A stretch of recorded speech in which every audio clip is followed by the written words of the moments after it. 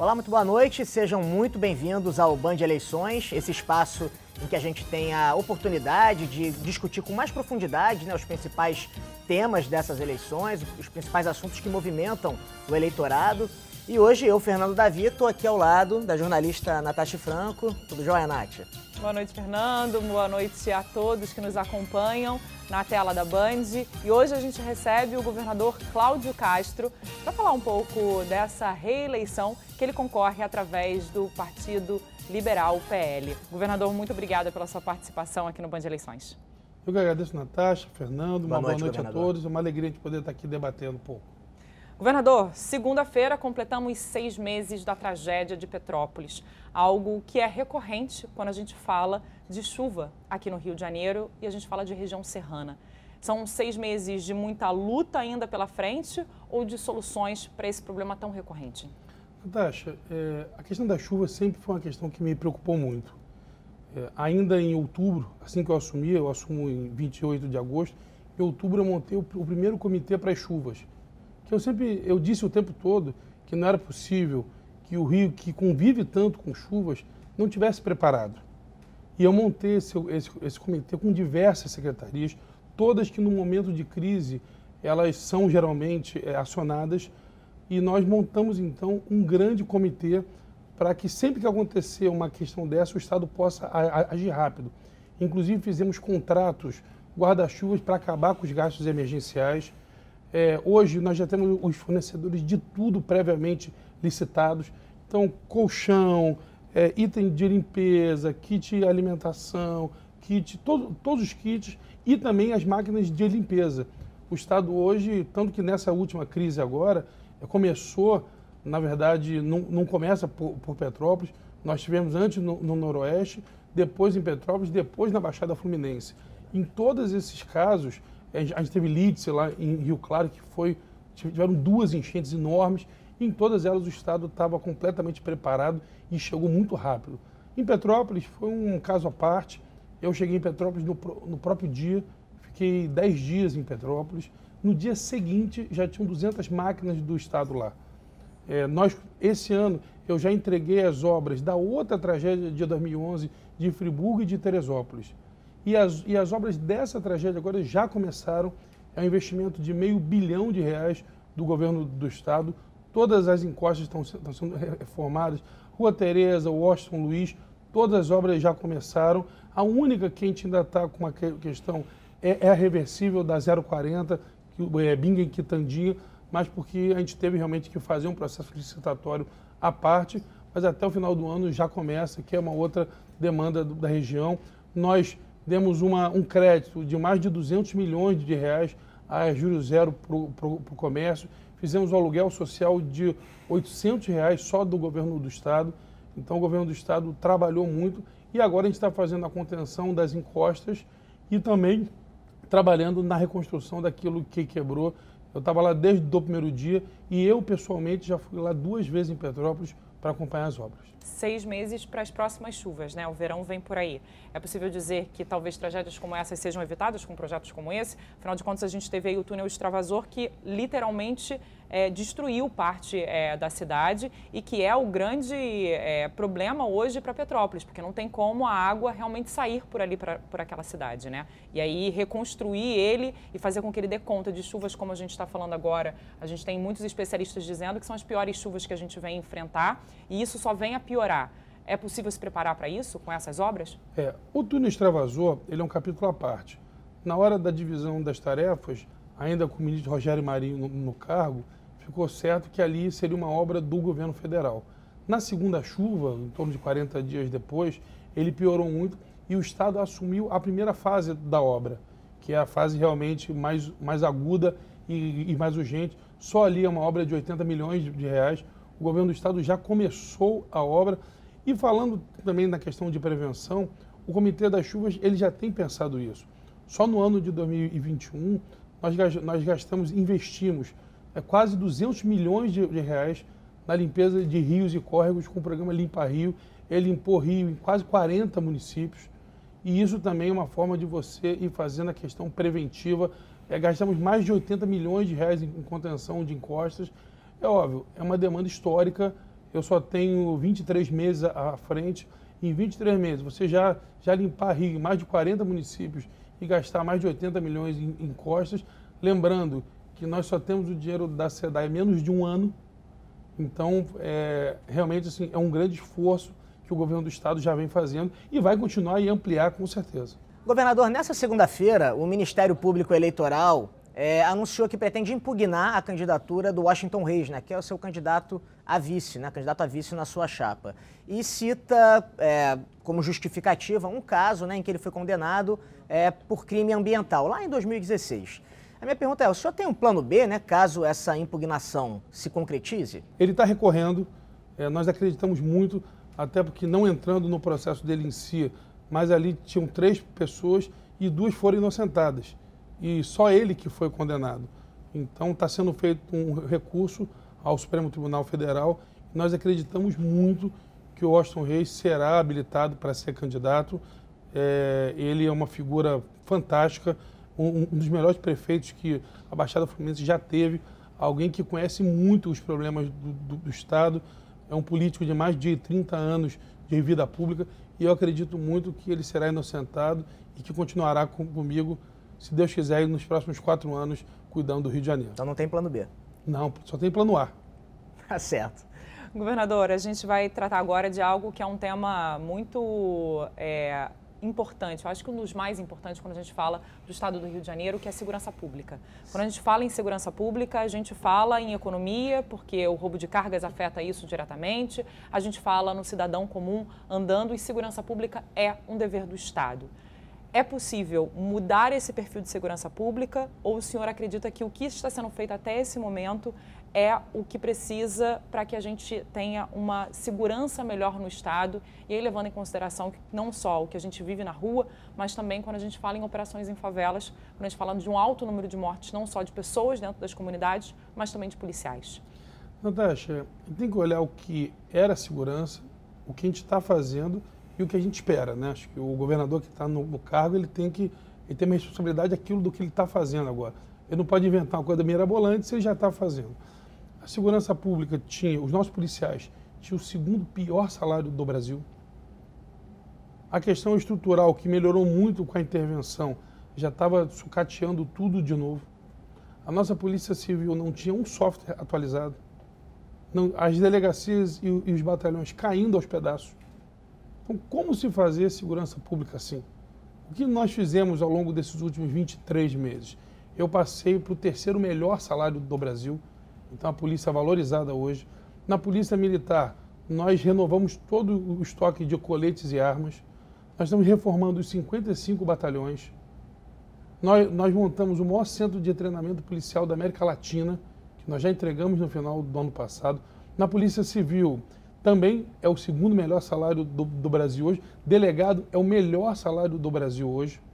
Ou seja, você consegue ter profissionais de muita qualidade como delegado hoje. Nós também, na questão da infraestrutura da Polícia Civil e da Polícia Militar, começamos a comprar as viaturas blindadas, que são fundamentais para o policial ter segurança. É o que a gente chama de semi-blindado, tem áreas que não podem. Aí a questão técnica da polícia. Montamos um prédio inteiro destinado à inteligência e investigação. Eu reformei o CICC, que é o Centro Integrado de Comando e Controle inteiro. Abrimos um na Baixada Fluminense, em Caxias. Abrimos também um em Volta Redonda. Então, nós estamos fazendo uma forma da polícia poder usar a inteligência, mas ser valorizada. Programas importantes como Segurança Presente, eram 13 bases só na capital. Acho que tinham 2 na Baixada. Hoje são 42 bases pelo estado inteiro do Segurança Presente. Um programa de maior sucesso da segurança. E nas comunidades, o que eu acredito é o Cidade Integrada. Cidade Integrada entrou no Jacarezinho e na Muzema sem dar um tiro sequer. Já reabrimos FATEC, reformamos a escola toda, abrimos o centro de juventude, tem núcleos de esporte hoje na comunidade.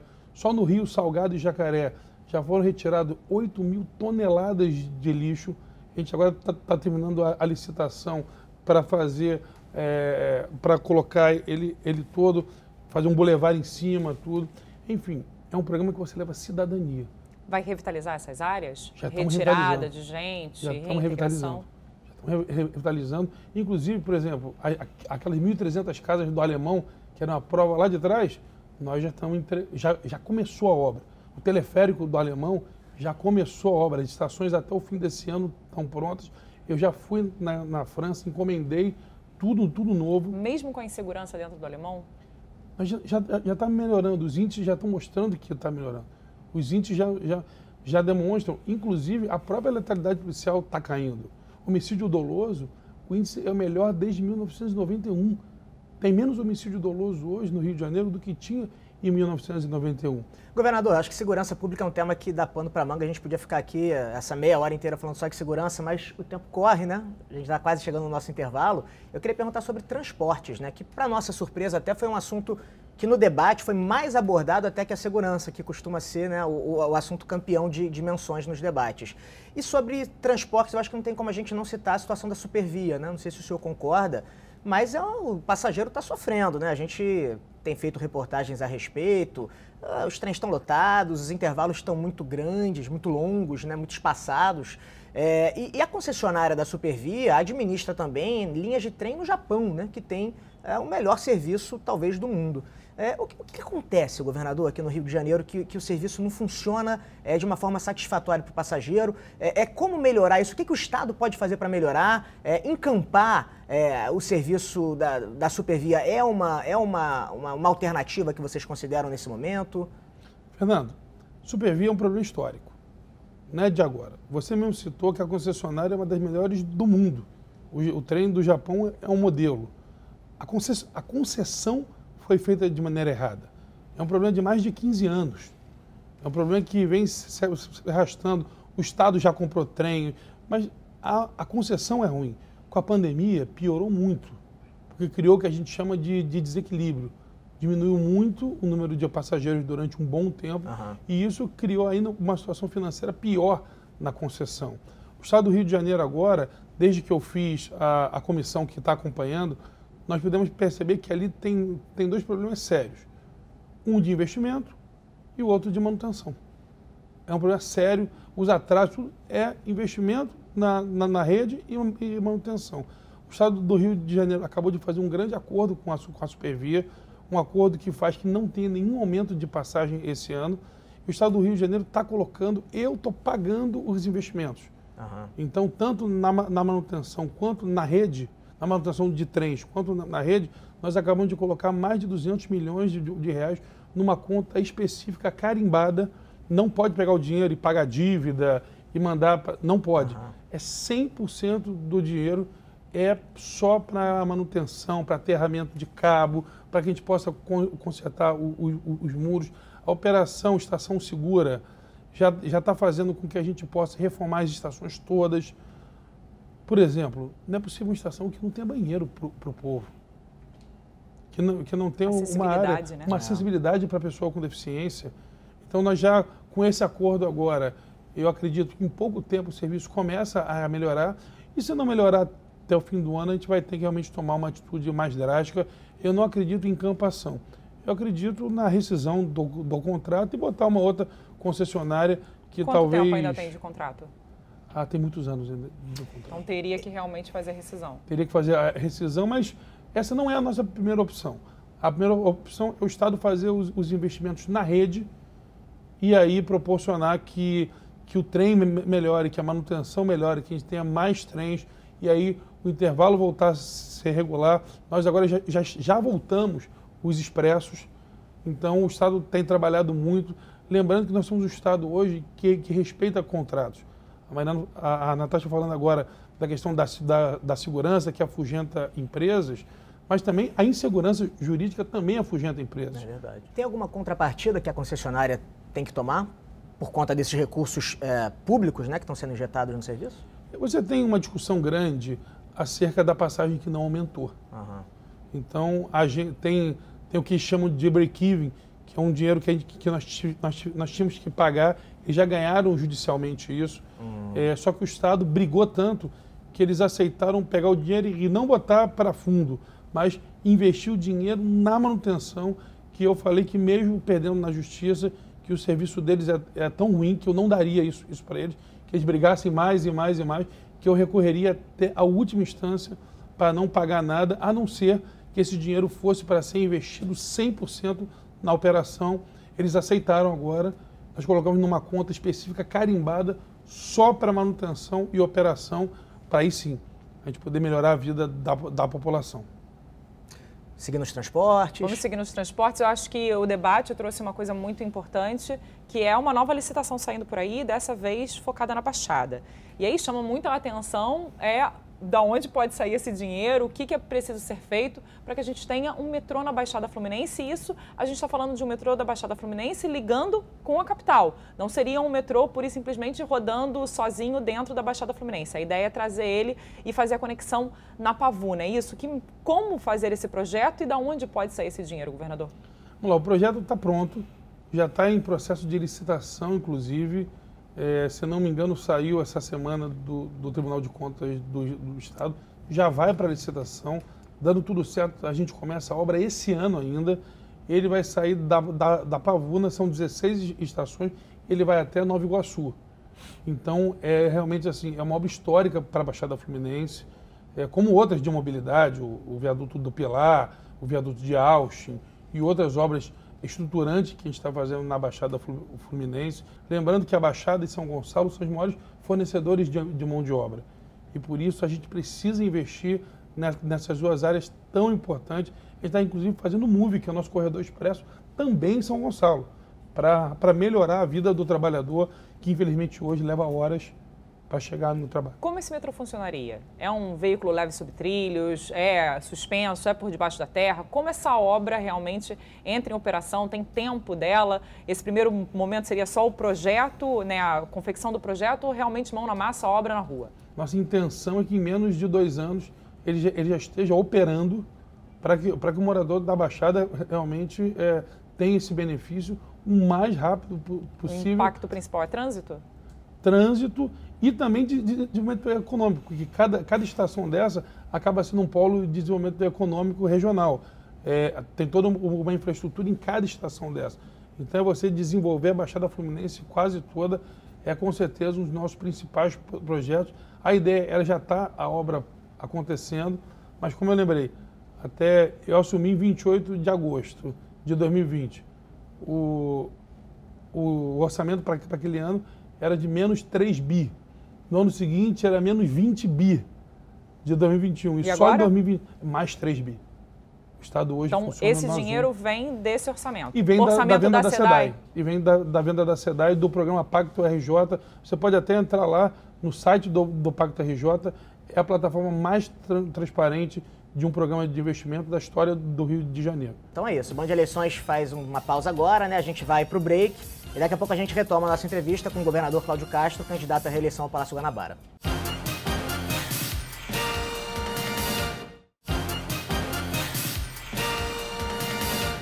O Band Eleições está de volta. Hoje eu e Natasha Franco entrevistando o governador Cláudio Castro, que é candidato à reeleição. Governador, o senhor terminou o bloco anterior falando da privatização da SEDAI, de como que esses recursos deram um novo fôlego ao Estado, mas tem muita gente que o critica, né, dizendo que o senhor não fez um planejamento, né, sobre como otimizar a utilização desses recursos.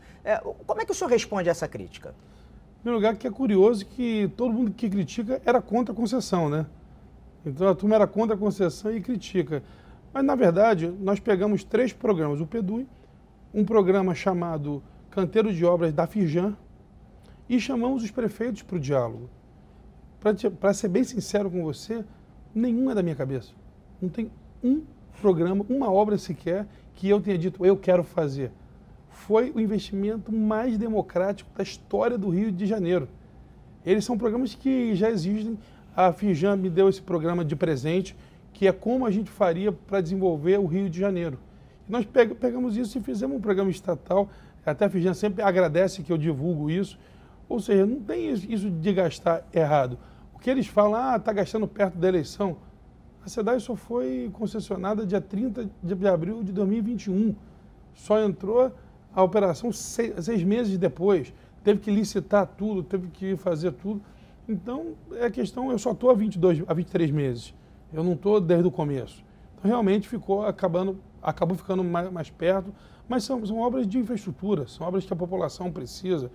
E aí eu digo, é melhor fazer obra nesse tempo, é melhor fazer investimento, é melhor mudar a vida das pessoas agora do que ficar na internet reclamando sem fazer nada. Uns reclamam, os outros põem a mão na massa e fazem. Governador, a gente não pode deixar de citar, numa entrevista como essa, falar do escândalo do CEPERJ e das denúncias voltadas para funcionários fantasmas, saques milionários. O que foi feito até o momento e o que é possível dizer para a população em relação a esse que pode ser um grande esquema de corrupção com o uso de dinheiro público? O que pode ser feito para estancar isso? E existe já algum movimento feito para que parte desse dinheiro que foi retirado indevidamente volte para os caixas do Estado? É muito legal a sua pergunta, porque vai chegando a época de eleição, as pessoas vão tentando descobrir crise, vão tentando pegar quem está fazendo alguma coisa e achar erros.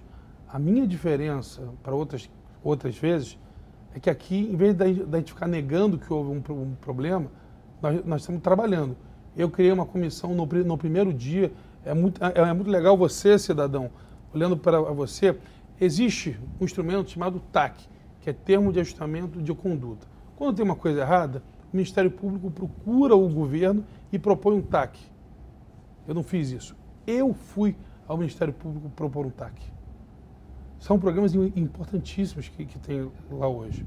Você tem lá hoje grande parte do Cidade Integrada, você tem os núcleos de esporte, os núcleos de cultura, você tem toda a questão de empregabilidade no CEPERJ hoje. Se tem gente que errou, vamos acertar.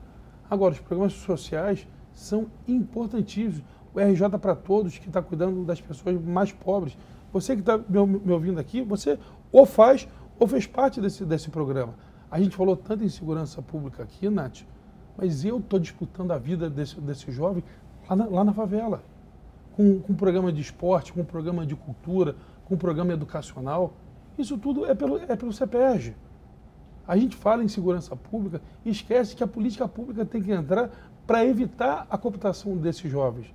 Então, eu estou fazendo. Se tem erro, é passível de erro, sim.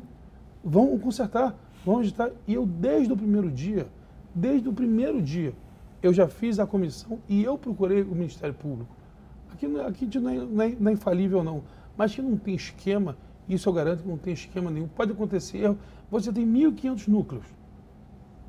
Você vai a 5, 6, 10, dá problema. Se você pensar num quantitativo de 10%, é um quantitativo pequeno no geral. Mas 100 é muita coisa, 100, 150. Então, erros podem acontecer? Podem. E quem está nos projetos tem visto o pessoal da imprensa indo lá. A gente recebe fotos e relatos o dia inteiro. Se a cada 100, 2, 3 tem problema, vamos consertar. Mas não vamos acabar com a política pública e pior, não vamos criminalizar uma política pública que está dando certo. É só você ir na rua e perguntar para quem é atendido. São milhares e milhares de jovens, de crianças com deficiência, de idosos, que são atendidos nesses programas hoje. E vamos consertar e tem que voltar aos programas finalmente. Governador, eu queria bater uma bola com o senhor agora sobre o Maracanã. Porque bem na véspera de uma possível concessão do estádio, o Flamengo, que administra o Maracanã hoje em dia com o Fluminense, incomodado com essa questão, possivelmente, de o Vasco tá jogando lá também, da Justiça ter comprado essa briga do Vasco, né, e aceitado que o Vasco dispute jogos no Maracanã também, Flamengo anunciou que está negociando com a Prefeitura e com a Caixa Econômica a cessão de um terreno no gasômetro para construir um estádio próprio para o Flamengo, né? O que seria, imagino eu, muito ruim, né, pensando na administração do Maracanã. E aí também, em paralelo, surgiu a informação de que esse edital de licitação do Maracanã previa um número considerável de camarotes para o governo do estado, que, se não me engano, são 7 camarotes, atualmente são 5, com buffet e tudo mais. O estado poderia abrir mão desse tipo de conforto, né? Pensando em um edital mais competitivo, um edital mais atrativo para os clubes enfim, de maneira geral, quais são os planos para o Maracanã daqui para frente? Como é que o Estado está tocando essa situação? Vamos lá. O Maracanã, ele tinha uma concessão envolvida em delação, em escândalo, tudo, que o Estado teve a coragem de tirar a concessão de uma empresa e dar para os clubes. Hoje o Maracanã é gerido por Flamengo e Fluminense. São mais de 150 camarotes.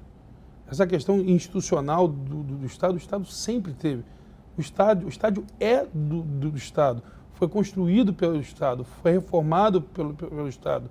Ter ou não para fazer uma questão institucional, até essa questão institucional é importante como política pública. Ter os camarotes. Ter os camarotes, se é um pouco mais, se é um pouco menos, isso pode discutir, não tem problema algum. Mas se um governador precisa de 7 camarotes, ele precisa de um lugar para ir. Então não existe isso, é uma questão institucional do Estado. Quando você faz uma política do diálogo, como a gente faz, o Maracanã, assim como o Sambódromo e outras coisas, são questões institucionais importantes. Sobre a questão do edital, todos os clubes foram chamados para debater o edital. Eu tive com o Vasco, Fluminense e Flamengo, individualmente, falamos, leiam o edital, mandem documentos para a gente, critiquem o edital. Nós fizemos isso o tempo todo. Então, os clubes tiveram a total liberdade para criticar o edital. Todos elogiaram o edital na minha frente. Eu estive com o presidente Landim, com o presidente Salgado e com o presidente Mário. Estive pessoalmente com os 3. E ninguém fez grandes críticas nenhuma ao edital. Agora, querer construir um outro estádio é direito do Flamengo. Eu, como flamenguista, vou assistir o jogo do Flamengo aonde eles quiserem ir. Onde o Flamengo estiver, vou estar lá torcendo junto, mas como governador, a gente tem um papel institucional e o Maracanã não pode ter benefício para um ou para outro. A gente traz aí o Museu da Imagem do Som. Eu acho que é o grande elefante branco que a gente quer que em Copacabana se transforme realmente num ponte cultural. Dezembro, vamos ter a inauguração dele? Nós vamos estar lá juntos, eu e você, inaugurando o Museu da Imagem do Som. Era um elefante branco. O Estado perdeu os editais do lado do BID, perdeu o dinheiro de financiamento e agora, com recursos próprios, o Estado está investindo e vai entregar o museu. Mas não é só isso, não. Os editais da cultura hoje são coisas muito interessantes. É o setor que mais sofreu e está ainda tentando ali se recuperar da pandemia, né? Mas o legal é que a gente, não só os grandes eventos, a gente também está apoiando, mas o pequeno, que eles chamam o pequeno fazedor de cultura. Hoje a gente tem editais, por exemplo, inéditos, indígenas, quilombolas, editais para qualquer artista, não só o grande artista, mas hoje o pequeno artista tem vez. Nós abrimos editais diretos no CPF. O artista não precisa mais ir numa ONG ou numa associação.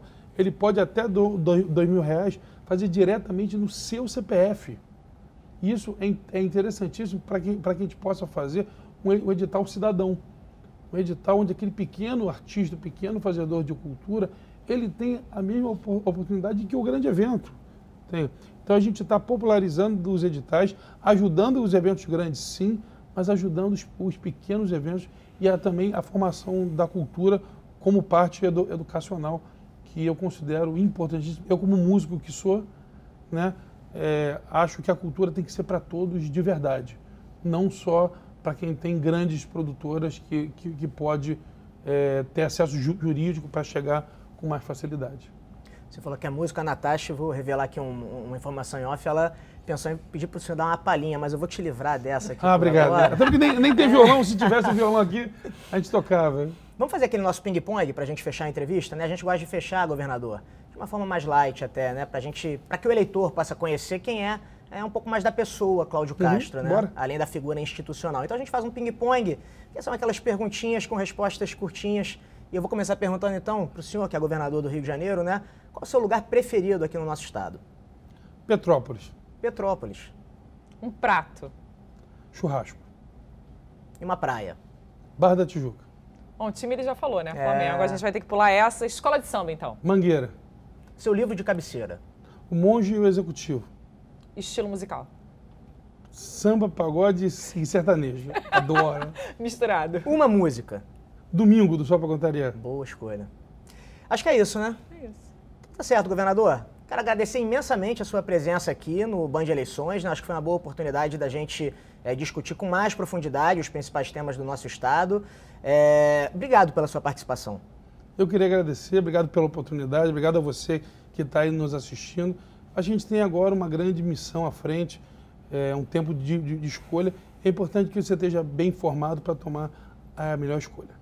Obrigada, Fernando. Obrigado, Natasha. É isso, gente. O Band de Eleições vai ficando por aqui. Um abraço e até a próxima.